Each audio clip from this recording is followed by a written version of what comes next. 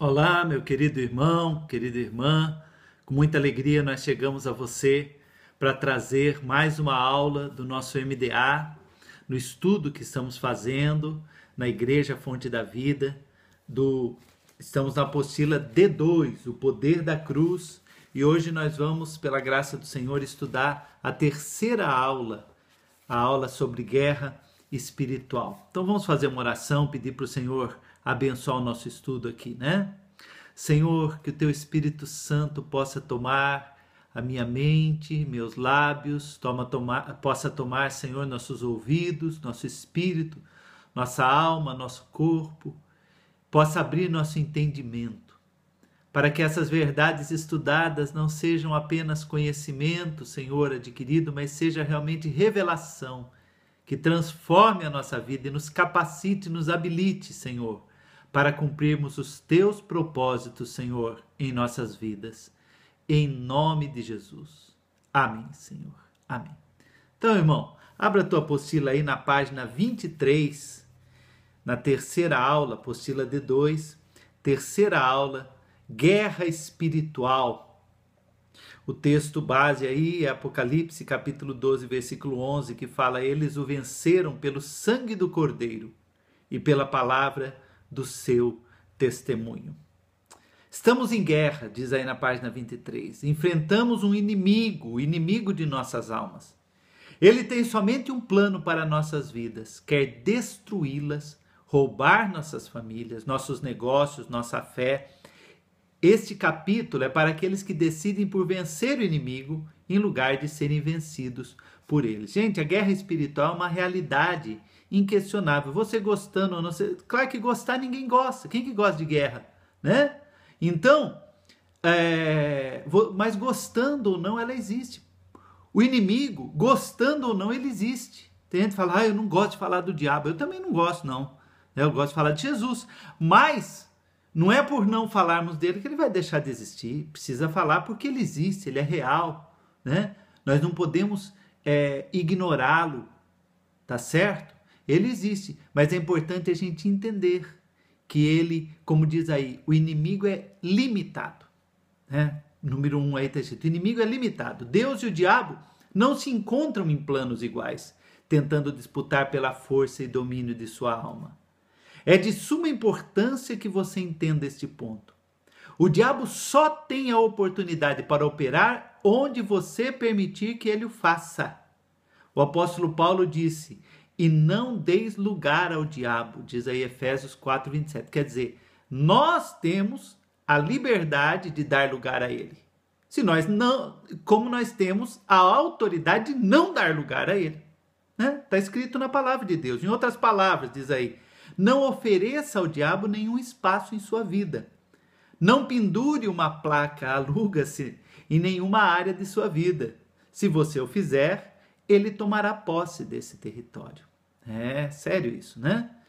Então, quando você tem em sua vida o poder de Deus, quando Jesus está governando e reinando no trono do seu coração, então aquele que está em você é maior do que aquele que está no mundo. Graças a Deus, né? Aquele que não tem Jesus, ele está à mercê da ação do diabo, do invasor, daquele que chega e quer impor o seu domínio e impõe, né? Aonde a pessoa não exerce a sua autoridade no nome de Jesus.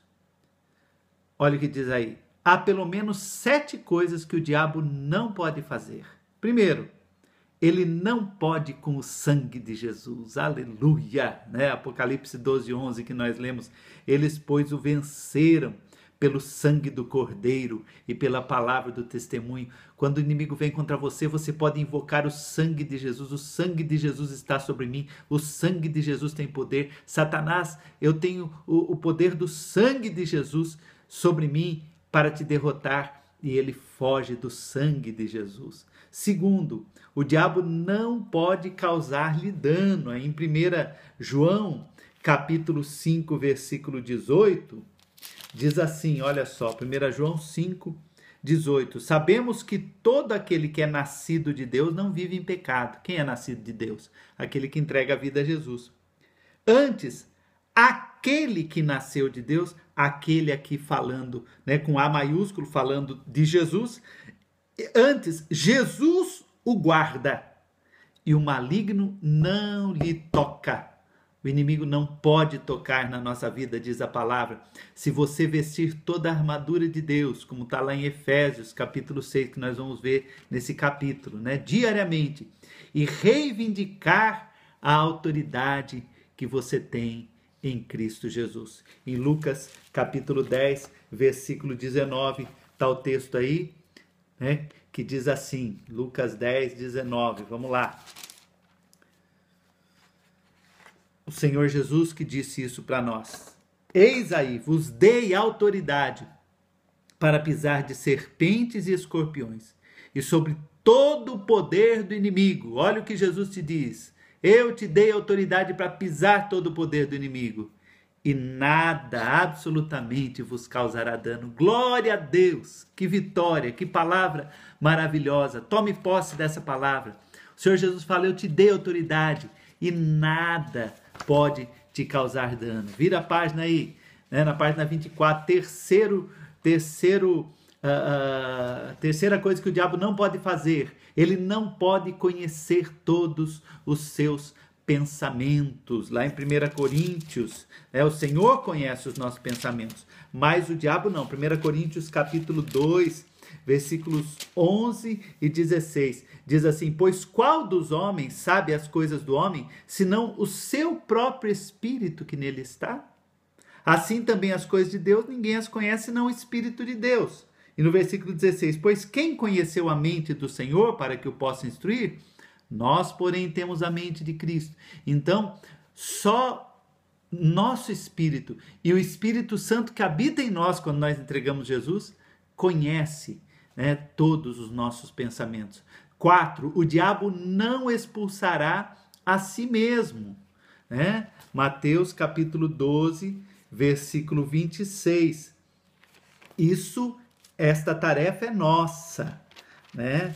Então o diabo não vai expulsar a si mesmo. Mateus 12, 26. Às vezes nós vemos pessoas, por exemplo, que para resolver um problema de opressão, vai num terreiro, vai numa sessão espírita, vai numa reunião de mesa branca, vai fazer um tratamento espiritual que não é conforme a fé no Senhor Jesus. Então, a pessoa, às vezes, tem até aquele alívio, né? Ah, eu recebi um alívio porque eu fiz esse tratamento, eu fiz essa meditação, recebi tal energia porque eu fui em tal religião, né? Na verdade, é um tremendo engano. O diabo dá aquela aliviada, né? Para a pessoa achar que, olha só como isso foi bom, né? Eu conheço pessoas assim que tinha problema, por exemplo, de uma opressão, de uma enfermidade. Às vezes a enfermidade, tem ali um espírito maligno causando enfermidade, e a pessoa vai numa religião que não é de Jesus, ali uma religião maligna, e é aliviada, recebe uma cura espiritual, uma cirurgia, fez uma cirurgia espírita, fez uma cirurgia espiritual, e resolveu. Na verdade, o diabo deu aquele alívio para enganar, mas o que vem depois é muito pior, porque o diabo não expulsa a si mesmo. Diz aqui, se Satanás espelha Satanás, dividido está contra si mesmo. Como, pois, subsistirá o seu reino? Em Mateus 12, 26. Então, o diabo não vai nunca expulsar o diabo. 5. Ele não pode impedir o milagre de Deus em sua vida. Aleluia. Isaías 43, 13, que o Senhor fala assim, agindo eu, quem impedirá? Oh, glória a Deus. O diabo não pode, ele pode resistir, mas se você perseverar, se lutar, ele não pode impedir o milagre de Deus na nossa vida. 6, ele não pode impedir a prosperidade da igreja. Ele não pode. A vontade de Deus é suprema. Mateus capítulo 16, versículo 18, diz assim, também eu te digo que tu és Pedro, e sobre esta pedra edificarei a minha igreja, e as portas do inferno não prevalecerão contra ela. Aleluia. O diabo não pode prevalecer contra o avanço da igreja. 7, o diabo não pode confessar que Jesus veio em carne, né? Tá lá em 2 João, capítulo 7, ou que Jesus é o Senhor, né? Ele não faz isso. Isso compete a nós, como diz em Romanos capítulo 10, versículo 9 e 10. Deixa eu ler primeiro aqui, né, o texto lá de 2 João, versículo 7. Vamos lá, que diz assim: porque muitos enganadores têm saído pelo mundo fora, os quais não confessam Jesus Cristo vindo em carne. E assim é o enganador e o anticristo. Olha aí, está falando que o diabo, né, o enganador, ele não confessa que Jesus veio em carne. Ou que Jesus Cristo é o Senhor. Né? Um dia ele vai confessar, diz lá em Apocalipse, né? Mas na resistência dele aqui, ele não confessa. Isso compete a nós. Romanos 10, 9 e 10 fala sobre isso, né? Se com tua boca confessares que Jesus Cristo é o Senhor, será salvo. É a nossa boca que confessa. Página 24, aí, ponto 2. Vestindo a armadura de Deus. Vestir toda a armadura de Deus é para aquele que deseja vencer, recebendo o entendimento de apropriar-se do que Deus tem para lhe dar. Esta vestidura é chamada de armadura de Deus, porque o próprio Jesus Cristo a usou. Lemos em Isaías 59, 17 o seguinte: pois vestiu-se de justiça como uma couraça, pôs o capacete da salvação na sua cabeça, e por vestidura pôs sobre si vestes de vingança, e cobriu-se de zelo como de um manto. Na profecia de Isaías aí, né, nós vemos várias citações da mesma armadura que o apóstolo Paulo fala lá em Efésios 12, Isaías se referindo a Jesus, que Jesus vestiu essa armadura. Então essa armadura espiritual, essas vestes que na verdade são atitudes, são princípios que nós vamos ver aqui, né, nessa lição, Jesus vestiu-se dessa armadura. E se nós queremos vencer, nós temos que vestir também. Um soldado, ele não vai para a guerra de short e camiseta, não é verdade? Ele não vai de roupa social, ele vai para a guerra com a armadura. Ele vai para a guerra com a vestimenta preparada, né? Ainda mais naquele tempo que as guerras eram muito mais pessoais, né? Hoje em dia é arma, é míssil, né, muito mais tecnológica, mas naquela época que era ali, né, no braço mesmo, na lança, na espada, né? O soldado tinha que ir dos pés à cabeça, ou da cabeça aos pés, vestido com uma armadura. E assim é nós também. É isso que Paulo está dizendo. Esta é uma palavra profética de Isaías acerca de Jesus. Ele foi o primeiro a usar a armadura de Deus descrita por Paulo na carta aos Efésios, que fala aí, Efésios 6,13: portanto, tomai toda a armadura de Deus, para que possais resistir no dia mau e, havendo feito tudo, ficar firmes. Aleluia! Tomar a armadura é um imperativo para que permaneçamos firmes no momento de luta contra o inimigo. Há armas de defesa e de ataque. O sangue de Jesus traz a nós o aspecto de proteção. Como diz em 1 João 5,18, né? Nós já lemos que a proteção que há em Jesus. Este texto afirma que todos aqueles que nasceram de Deus não podem ser tocados pelo maligno. O sangue é como um círculo protetor em volta de nós e que coloca o inimigo sempre à distância. Aleluia! Tem aí um testemunho, página 25, tem um testemunho do apóstolo César da Bispa Rúbia, né? Olha que interessante. O apóstolo conta assim: certa vez minha esposa e eu estávamos evangelizando um casal, que hoje são irmãos em Cristo. Antes da conversão, eles estavam passando por momentos difíceis em seu relacionamento. Ele era soldado da PM e vivia uma vida fraudulenta em todos os sentidos. Seu maior prazer era espancar e abusar dos presos, ser infiel à esposa. Além do filho do casamento, tinha mais 4 filhos com outras companheiras. Misericórdia, né? Quando fomos pela primeira vez em sua casa, ele havia acabado de espancar sua esposa e tirado a comida do seu filho para dar aos cães. Depois daquela visita, o Senhor liberou uma palavra de arrependimento e restauração daquela família. Porém, um espírito maligno começou a incitá-lo com um ódio mortal contra mim. Movido por esse sentimento, ele veio ao salão de nossa igreja com um revólver na cintura para tirar sua esposa do culto e surrá-la mais uma vez. Mas o Espírito do Senhor me levou até ele. Condenei aquela atitude que ele queria tomar, mas essa posição foi a gota d'água que fez transbordar o mar de ódio que Satanás havia gerado em seu coração contra nós. Na semana seguinte, ele havia decidido atirar em mim para destruir-me de uma vez por todas. Ele me disse posteriormente que o ódio era tão grande que cegava todo o seu entendimento. Só entendia que as nossas orações estavam perturbando a sua vida. Naquele dia, munido de uma espingarda, partiu com o objetivo de ir até onde estava, mas uma força sobrenatural o impediu. Aleluia! Meses depois de sua conversão, após uma mensagem que preguei sobre a proteção do sangue de Jesus, ele disse-me que conhecia bem aquilo que havia ministrado, pois um dia ele tinha visto o poder do sangue de Jesus impedindo-o de atirar em mim. Até então ele não havia me contado esse fato, mas naquele momento o abracei e agradeci ao Senhor por sua proteção maravilhosa. Aqueles que são nascidos de Deus, o maligno não pode tocá-los, ainda que isto não o impeça de tentar. Isaías 54:17 diz: nenhuma arma forjada contra ti prosperará. Há um círculo de proteção em volta de nós, que é o próprio sangue de Jesus. Zacarias 2:5 fala: pois eu, diz o Senhor, serei para ela um muro de fogo em redor, e para a glória estarei no meio dela. Quando nos entregamos ao Senhor, a porta da nossa casa recebe a marca do sangue. Quando o inimigo atacar nos momentos difíceis, ao ver a marca do sangue, é obrigado a desviar a sua fúria e o seu intento mal de nossa direção. O sangue faz parte da armadura que Deus preparou para nós. Ela é arma de defesa, com o objetivo de nos proteger. Testemunho tremendo, né? De livramento do apóstolo César aqui, né? Uma pessoa armada, violenta, iria matá-lo, mas o sangue de Cristo impediu. Página 27 começa então a falar, né, dos elementos aí, das partes da armadura de Deus, a armadura espiritual que nós devemos tomar. São atitudes, são decisões que nós devemos tomar. A primeira parte que fala, em Efésios, né, é o cinturão da verdade.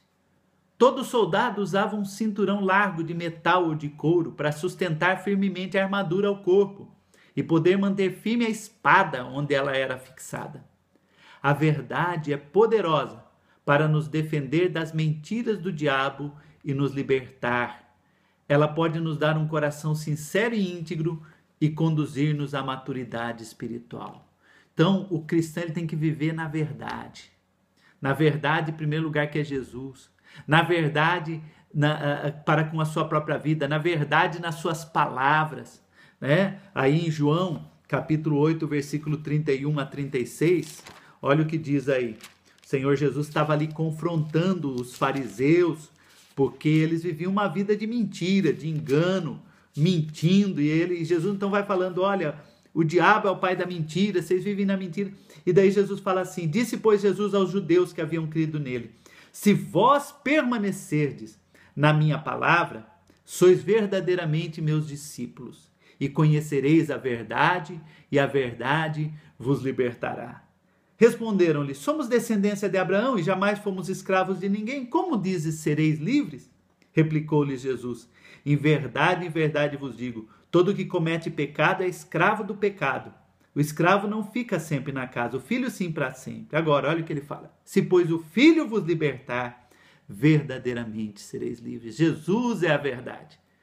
E se nós nos vestirmos de Jesus, a fé em Jesus, entregar a vida a Jesus, nós estamos na verdade. Segunda armadura, segunda peça da armadura que o soldado vestia, a couraça da justiça, como está lá em Efésios, capítulo 6, versículo 14. Atualmente, a couraça da justiça se compararia aos coletes à prova de bala, protegendo o coração e demais órgãos vitais.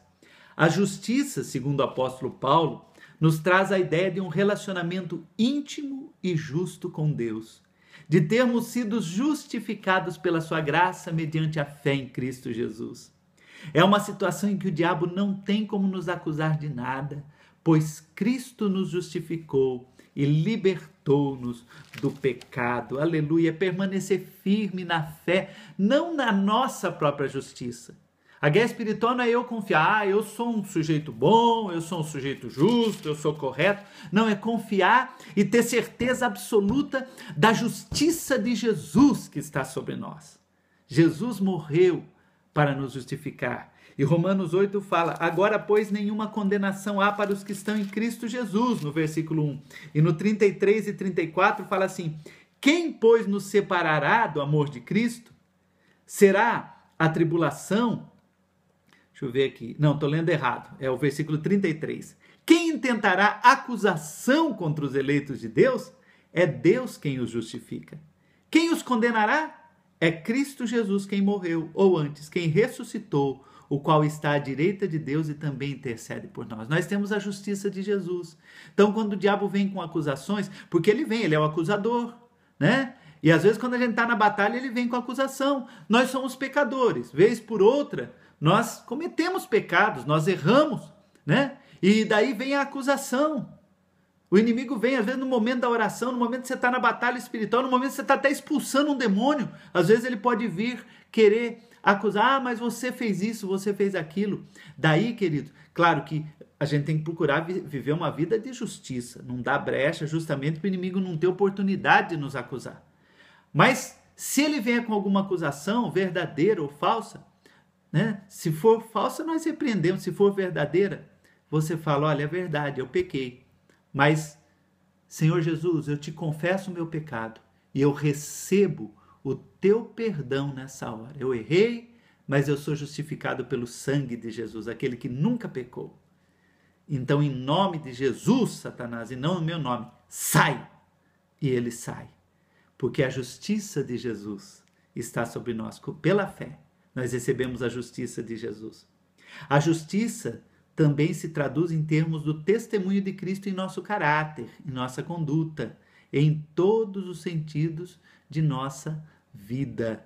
Então, a justiça também é aí em Efésios, né, capítulo 2, versículos 1 a 8, né, é um texto um pouquinho longo aí, mas dá para a gente ler aí, né, Efésios 2, de 1 a 8, vamos ler aqui, que diz assim: Ele vos deu vida, Jesus, né, estando vós mortos em vossos delitos e pecados, nos quais andastes outrora, segundo o curso deste mundo, segundo o príncipe da potestade do ar, do espírito que agora atua nos filhos da desobediência, entre os quais também nós andamos outrora, segundo as inclinações da nossa carne, fazendo a vontade da carne e dos pensamentos, e éramos por natureza filhos da ira. Nós éramos, coisas do passado, né? Mas Deus, sendo rico em misericórdia, por causa do grande amor com que nos amou, e estando nós mortos em nossos delitos, nos deu vida juntamente com Cristo.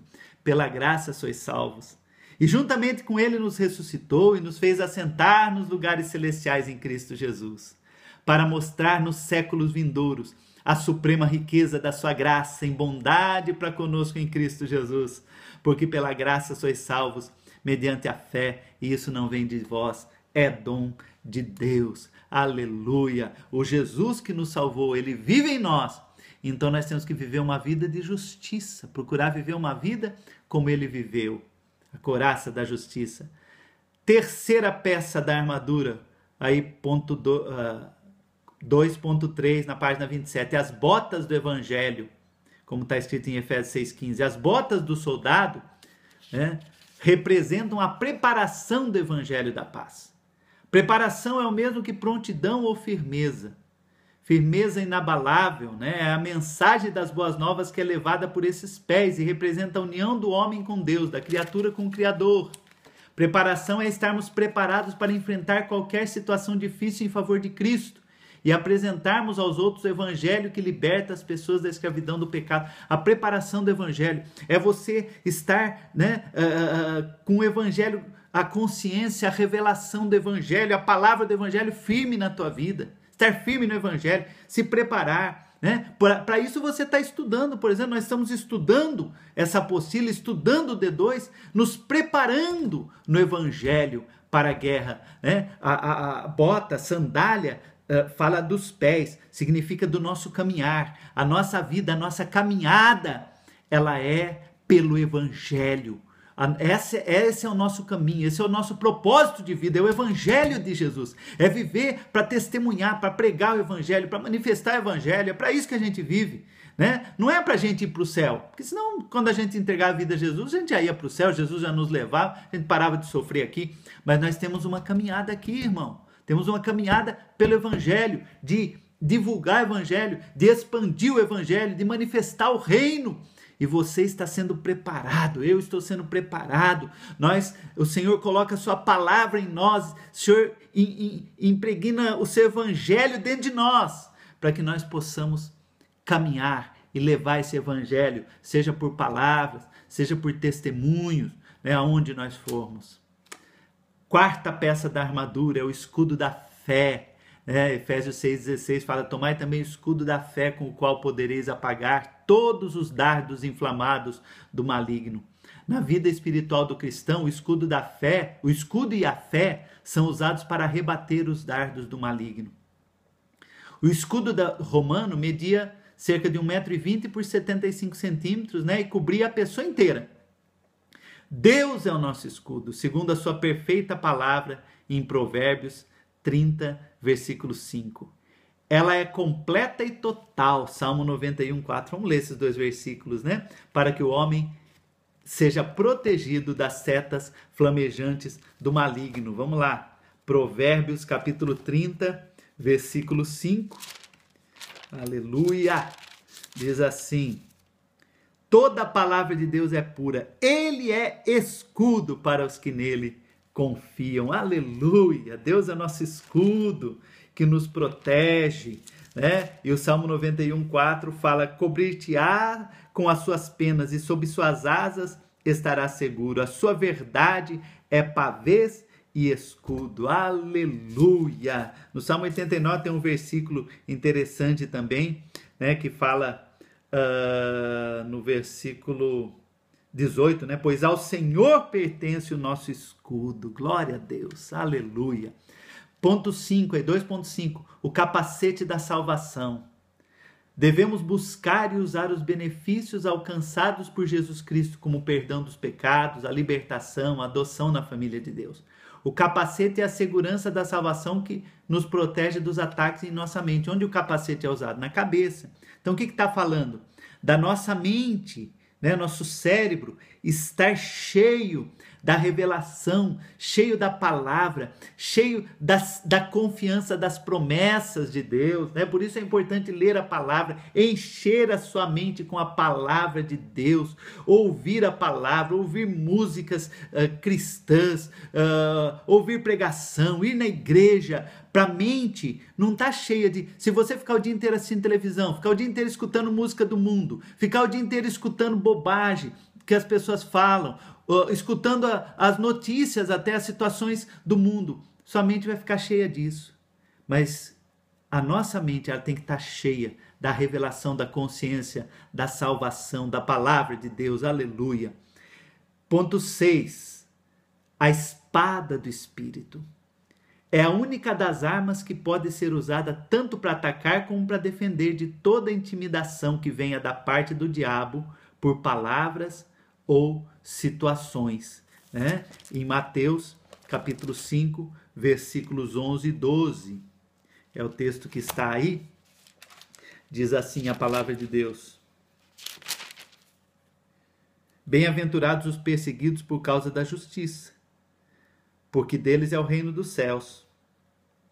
Bem-aventurado sois quando por minha causa vos injuriarem, vos perseguirem, mentindo, disserem todo mal contra vós. Então aqui está falando dos ataques do diabo, né? De como o inimigo vem, né? E como nós vamos nos defender deve ser feito com a palavra, porque é ela que tem o poder para cortar, é a palavra de Deus, né? Em Hebreus 4,12 fala que a palavra é a espada de dois gumes, que, né, corta nos dois gumes.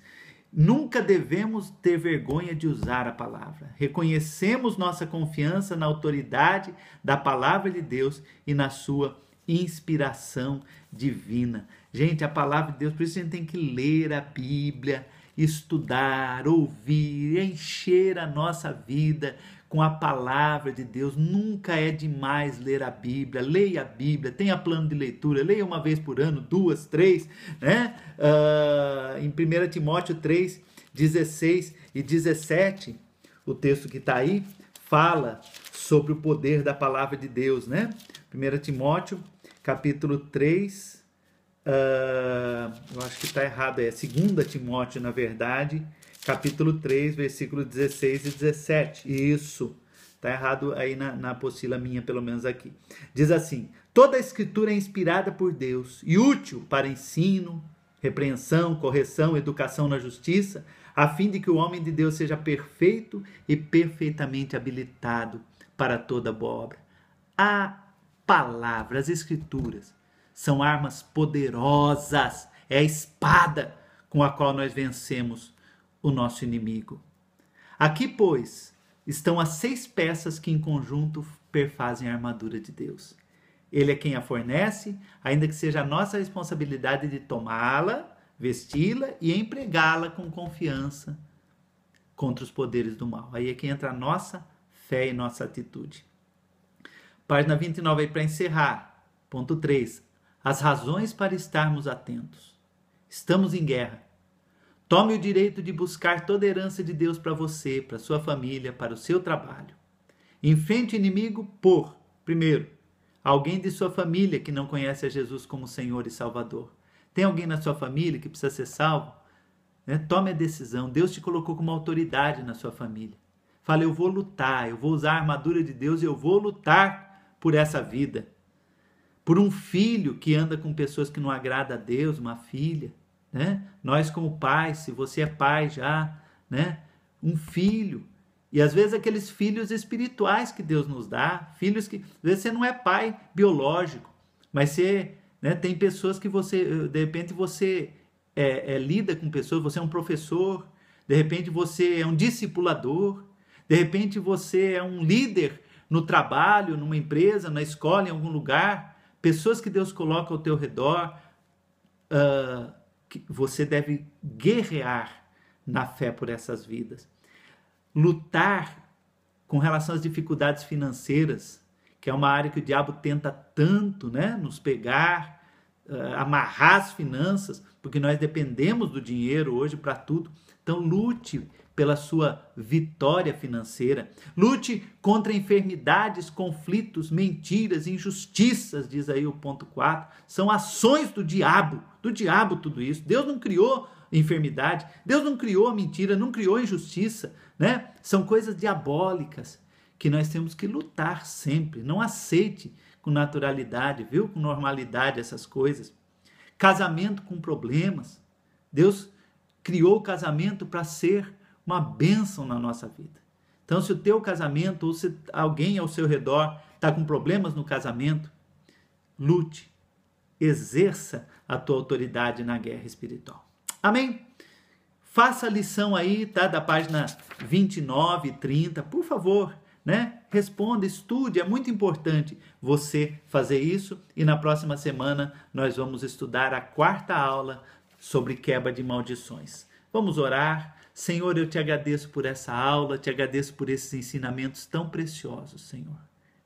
Pai, que isso seja realidade, seja prática, seja, Senhor, vida em nós, que no nosso dia a dia nós possamos, Senhor, tomar posse, nos revestir da armadura do Senhor, Pai, em nossa vida todos os dias, com sabedoria, com autoridade, com fé, com graça, em nome de Jesus. Amém. Deus abençoe, querido, e até a próxima aula, então, em nome do Senhor Jesus. Amém.